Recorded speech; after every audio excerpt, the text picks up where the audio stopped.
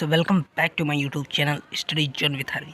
सो friends, इस video में हम बात करेंगे स्ट्रेन एनर्जी, जो कि इसके पहले वाले वीडियो में हमने बात किया था स्ट्रेंथ ऑफ मटेरियल में, उसकी कुछ डिफिनेशन थी। अब उसके आगे हम बात करेंगे स्ट्रेन एनर्जी की। सो फ्रेंड्स, वीडियो स्टार्ट करने से पहले हम लोग बता देना चाहते हैं कि अगर आप हमारे यूट्यूब चैनल पर नए हैं तो हमारे channel study John with Harvey को प्लीज़ सब्सक्राइब कर लें।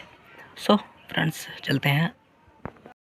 फ्रेंड्स, आज हम बात कर रहे हैं स्ट्रेन एनर्जी की। तो स्ट्रेन एनर्जी का डेफिनेशन क्या है देखते हैं।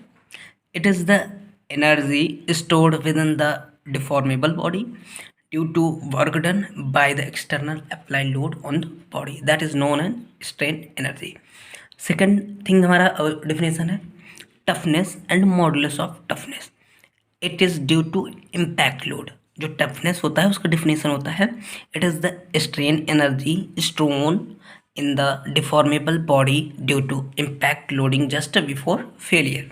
ये हमारा पी डेल्टा कर्व है जो कि बनाया गया है इसमें, area under P delta curve, that is known as toughness. ये जो पी डेल्टा कर्व का जो एरिया ये हमारा टफनेस है, ठीक है। इसी प्रकार से हमारा मॉडुलस ऑफ टफनेस है it is the strain energy stored in the body per unit volume of component due to impact loading just before failure. जो मॉडुलस ऑफ टफनेस होता है toughness upon volume of component. तो अब देखते हैं, इसकी भी एक पी डेल्टा स्ट्रेन और स्ट्रेस का एक डायग्राम है। Area of stress and strain diagram हो जाएगा moment of modulus of toughness हो जाएगा। इसी प्रकार से एक हमारा नोट है, जो हमारा ग्रेटर होता है टफनेस तो मोर डक्टिलिटी होती है, जैसे the greater toughness more ductility and vice verse.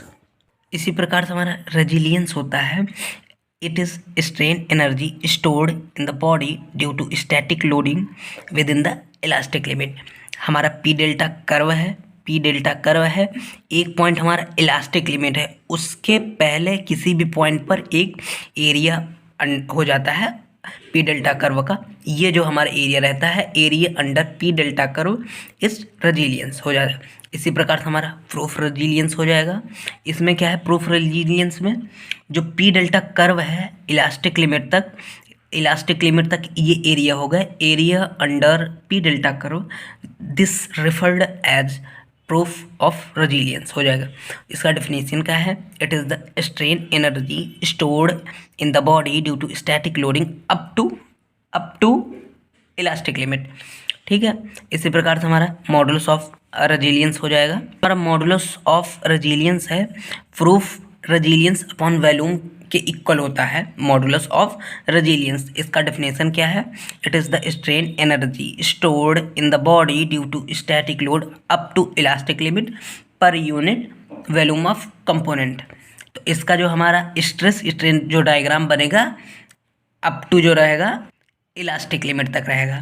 तो इसका जो एरिया बन जाएगा, जो शेडेड एरिया रहेगा, तो मॉडुलस ऑफ रेजिलियंस हो जाएगा। जो हमारा रेजिलियंस को हम डिनोट करते हैं यू से, इसका हमारा फार्मूला हो जाएगा half into P into delta. Stress equal to होता है हमारा P upon area, load upon area. तो हम पी इक्वल टू लिख सकते हैं स्ट्रेस इंटू एरिया। इसी प्रकार से स्ट्रेन हो जाएगा change length upon original length, तो डेल्टा इक्वल टू हो जाएगा हमारा strain into length, original length.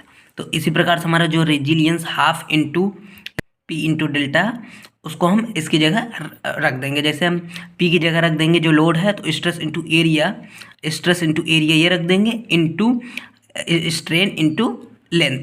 तो हमारा इक्वल टू हो जाएगा हाफ इंटू ये सिग्मा इंटू ई फिर इंटू ए इंटू एल। यहाँ पर जो ए इंटू एल हमारा हो जाएगा वॉल्यूम ऑफ कंपोनेंट। उसके बाद हमारा फार्मूला बन जाएगा U equal to half sigma into E into V, ये हमारा फार्मूला बन जाएगा। सो फ्रेंड्स, अब हम बात करते हैं क्रीप की। ये हमारा ओवरहैंग बार है, इस पर जो अप्लाइड लोड रहेगा तो हमारा इसकी वजह से इलास्टिक डिफॉर्मेशन हो जाएगा, डेल्टा एल एक्स हो जाएगा।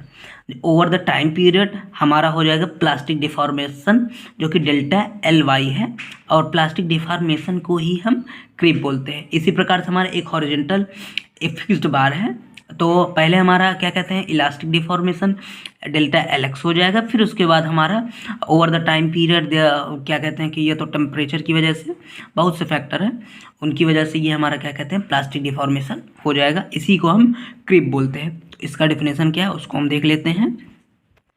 It is the plastic deformation which is occurs on the deformable body over the time period due to a dead load or statically applied load। इसके कुछ फैक्टर हैं जो affect करते हैं क्रीप को। Factors affecting creep, जैसे हमारा temperature हो गया, टाइम हो गया, नेचर ऑफ लोड हो गया, इस तरीके से अफेक्ट करता है क्रीप को। अगर हमारा टेम्परेचर बढ़ रहा है, if the increase the temperature then also increase the creep. उसी प्रकार से हमारा अगर टाइम के with the time creep increases but creep rate decreases, time के हिसाब से हमारा क्रीप जो बढ़ेगा मगर क्रीप का दर जो होएगा वो डिक्रीज हो जाएगा। सो फ्रेंड्स, आज हमने बात की है creep, toughness, modulus of toughness, resilience, proof resilience, modulus of resilience. So friends, अब हम इसके अगले वीडियो में बनाएंगे stress strain diagram from mild steel के लिए। तो तब तक के लिए हम बाय बाय। अगर आपको ये वीडियो अच्छा लगा तो प्लीज़ कमेंट लाइक करिए, फिर उसके बाद कमेंट में अपना राय दीजिए। ओके, बाय बाय, नमस्कार।